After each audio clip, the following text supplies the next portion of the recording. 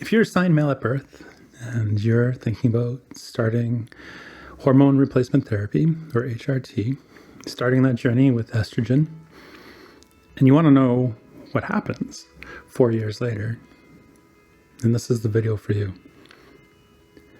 So stick around and let's get at it.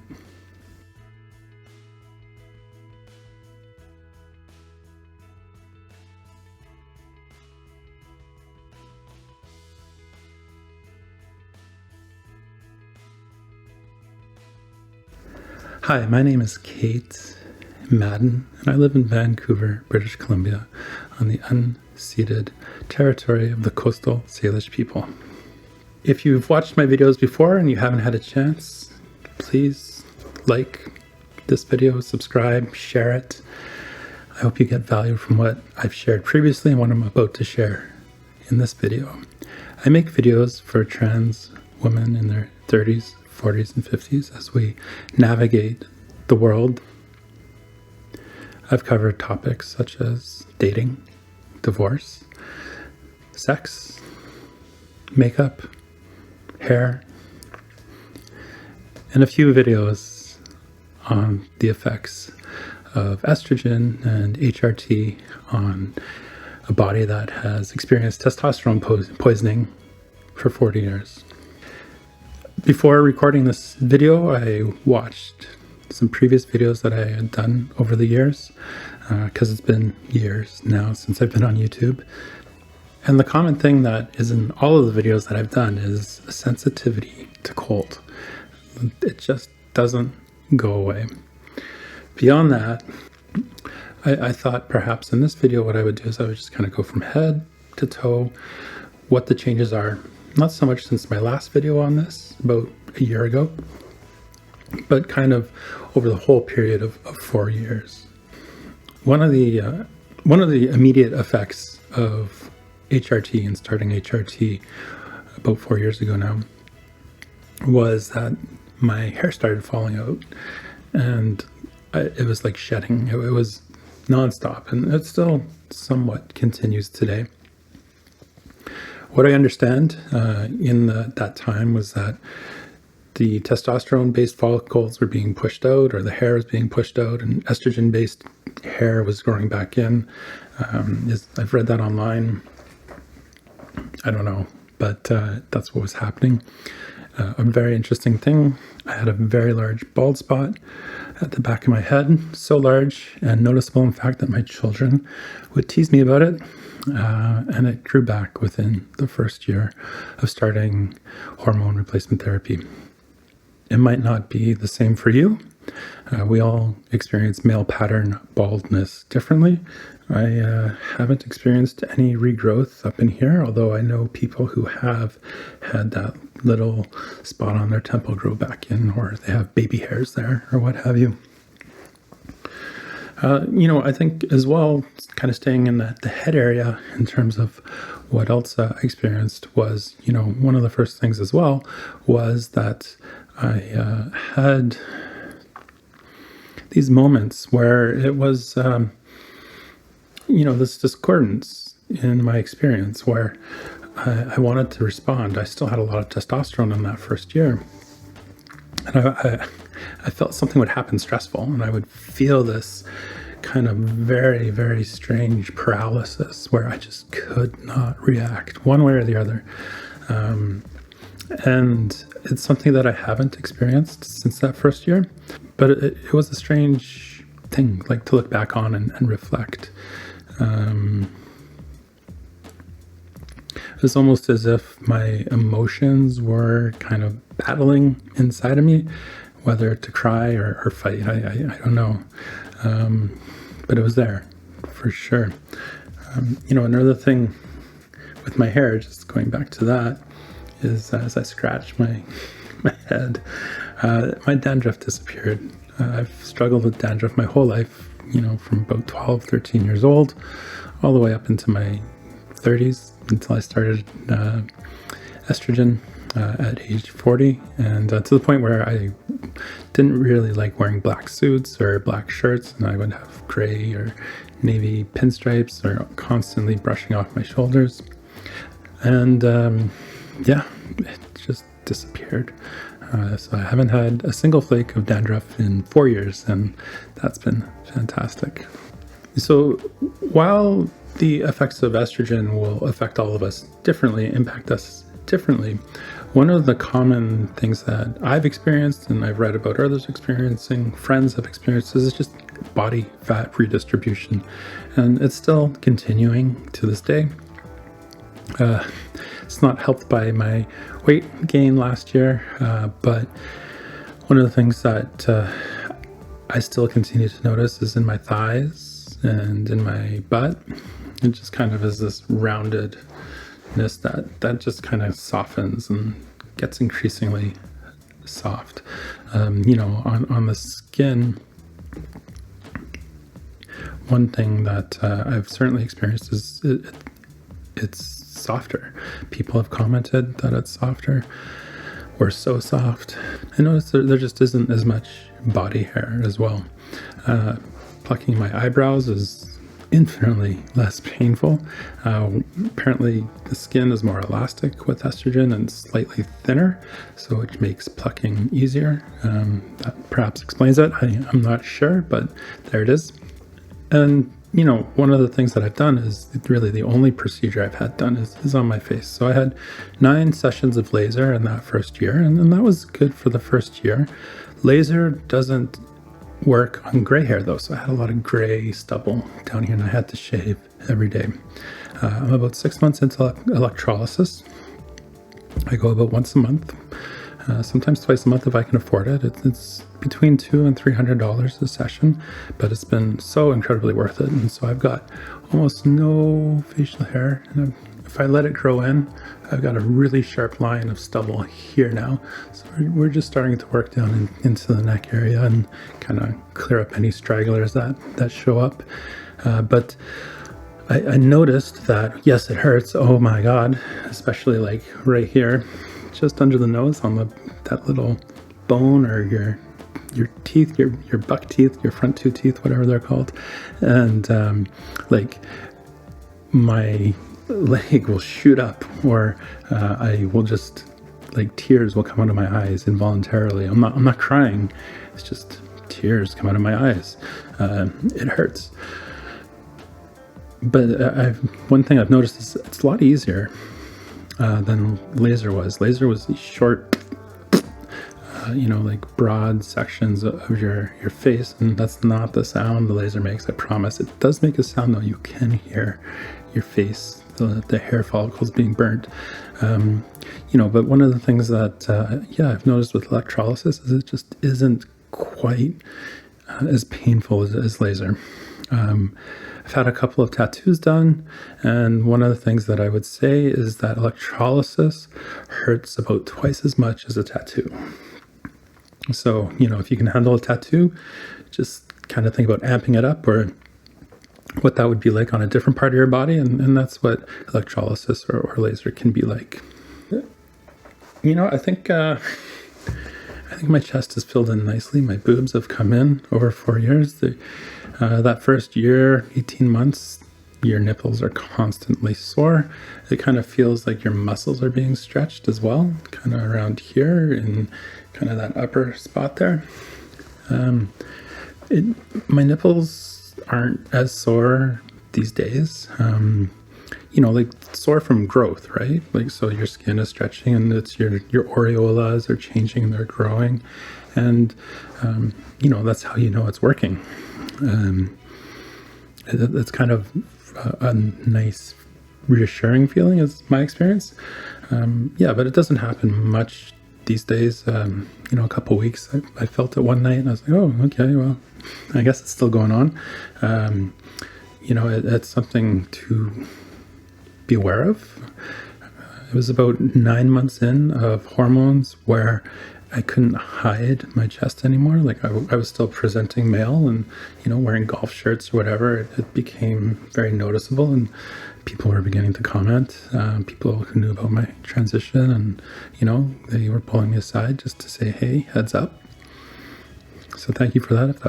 If you're one of those people watching, and it was it was about that time when I went full time that I stopped presenting male. I was misgendered a lot in that first little while, for sure. I'm not misgendered unless it's on the phone, ever. It's just something that I've kind of, I don't pass, like I talk and people clue in quickly, but if I'm with a group of women or just walking down the street by myself, I can just kind of slip into normality, and that's kind of a nice feeling as well after this long of just wanting to be normal, and that's one of my favorite feelings of this whole thing. So we covered hair, skin, boobs, body fat.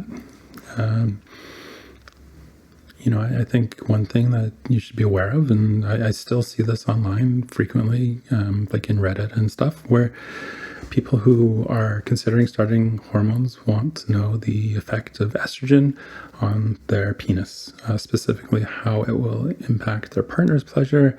A lot of us want to stay with our partners as we begin transition, or we're afraid to lose our partners. Some of us are doing it secretly. I'm not sure that's the best way to do it, but some of us do it secretly. And yeah, they want to know the impact of estrogen. Can I still please my partner?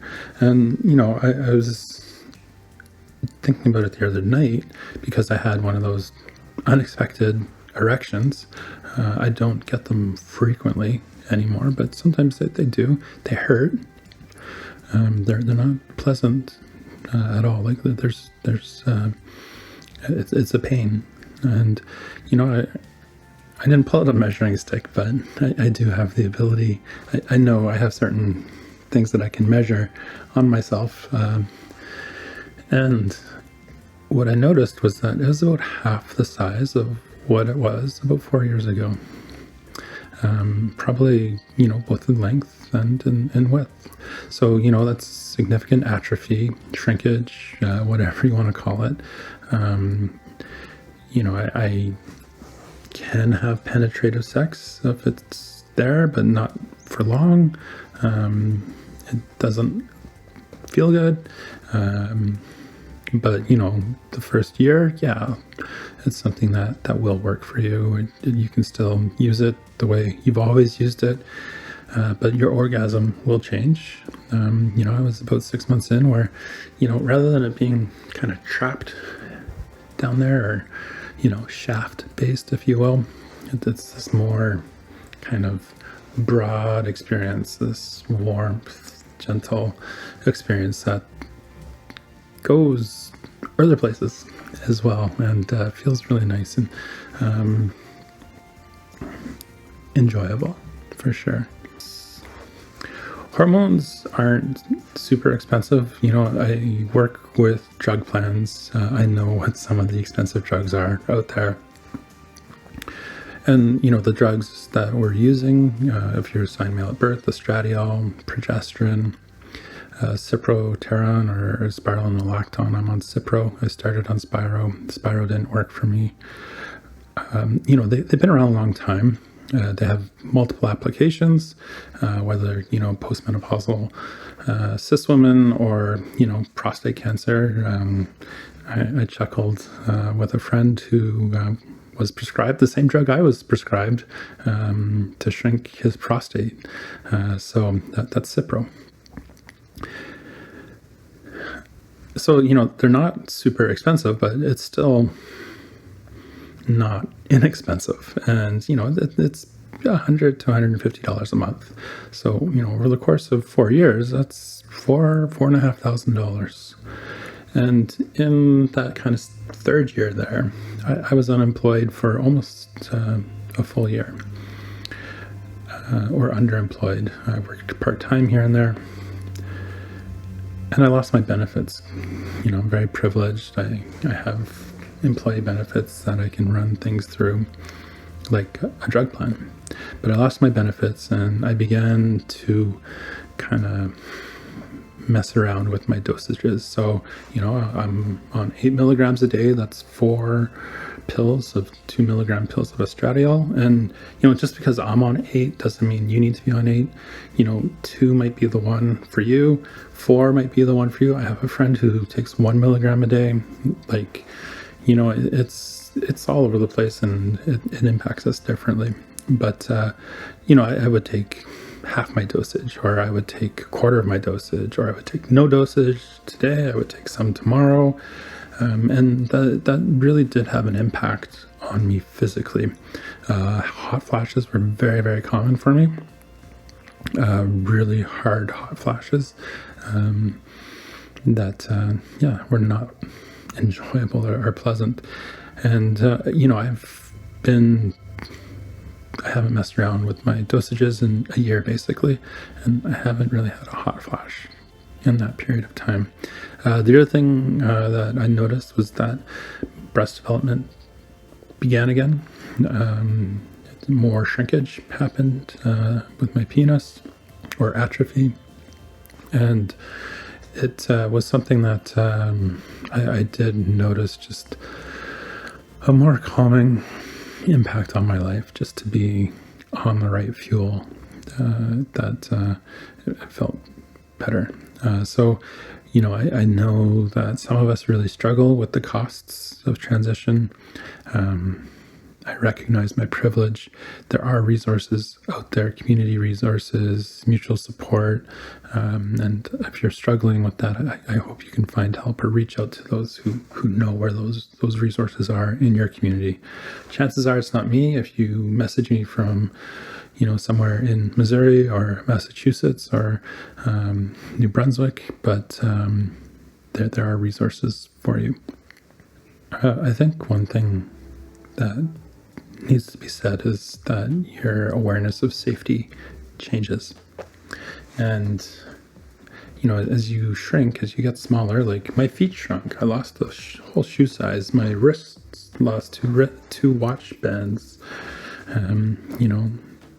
Like you lose weight, you lose muscle mass. Is your brain still thinks that you can do the things that you used to be able to do. I played soccer recently in the fall. I was on a team, and part of it was 44-year-old me thought that I could still do what I did at 18, like my brain telling my body, do a slide tackle here. But I also noticed that, other than being out of shape, of course, but I just did not have the same ability to run, to challenge the ball, to get up in someone's grill and take the ball from them. My brain was telling me stuff, and my body was, a step or two behind. And this applies, if you're walking out at night, like, it can be scary. And, I had dinner with a friend early on. First time he had seen me presenting female as myself. We went for a very nice dinner. We've known each other since we were 13, 14. And we said our goodbyes outside the restaurant, outside the front door. And we went our separate ways, 10 o'clock, 10:30 at night.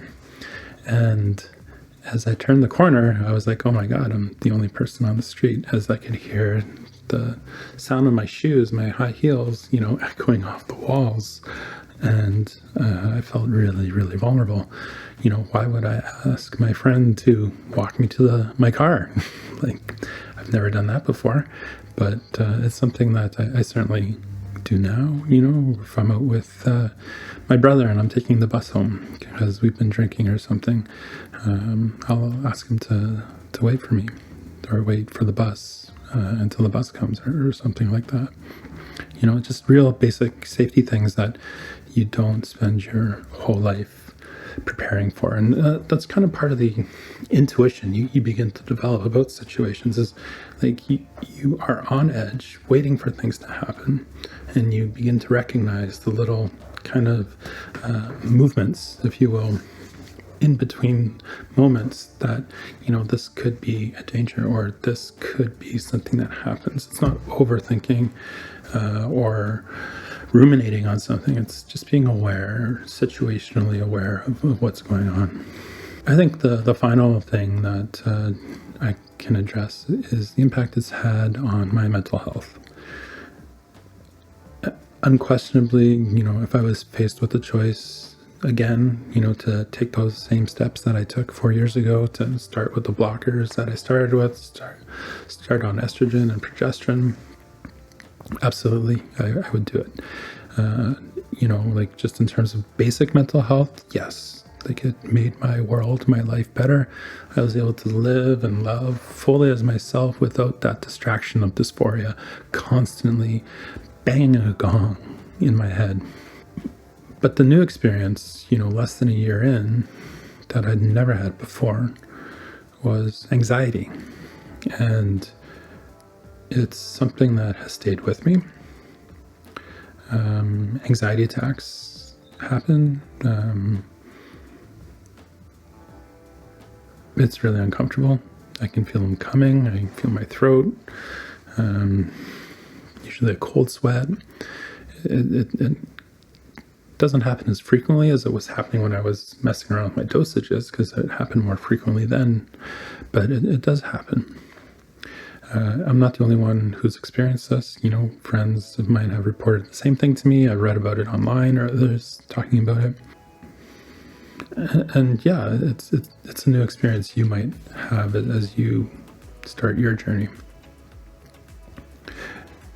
Therapy's a fantastic tool. I'm so glad that I was able to access a therapist who helped me build self-awareness in those moments, helped me develop toolkits that I could use to address those situations, and I still employ those tools today, years later. And one of those tools is, increasing self-awareness and looking at yourself a lot more closely. And maybe it was pandemic related. Here we are, year 3 of COVID-19, the longest 2 weeks of your life. But, mental health took a turn for me. And there was a period of time there where I needed help. And I've made a few videos about what that was like. I don't know that I would have had the tools to recognize that I was depressed and that I needed to talk to someone and I needed to get support medically. So I'm really fortunate that it was the self-awareness developed from the anxiety that happened in the start of HRT. So, it's something to be aware of. People talk about taking the mask off, if you will, of dysphoria, and then now you've got all this other stuff to deal with. And that's true. You take it off, and now you're really kind of getting into the weeds with yourself. And shadow work is something that has been a lot of help for me, just like facing yourself and who you really are. So I think that's it from head to toe. I don't think I've missed anything. Facially, there's been changes, facial structure. You can see that in all the videos. If I had time and you're watching this at the end, I may have done some sort of collage during the first part of the video. I don't know if I'm going to be able to do that, but I might. So anyways, sorry if I didn't and I haven't managed your expectations correctly at the end here.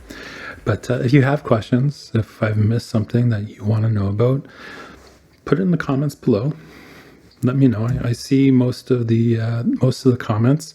I don't see the hateful ones. I've got all the words blocked out that you use. The people out there who don't like my videos.